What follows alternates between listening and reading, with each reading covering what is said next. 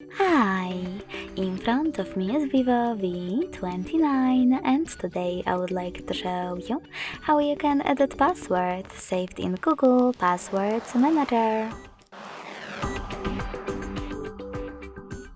Begin by going into Devices Settings and scrolling all the way down to access Google section. Now tap on Autofill, Autofill with Google, and Google Password Manager. Following that, just tap on one of your passwords that you wish to edit and enter your current login method.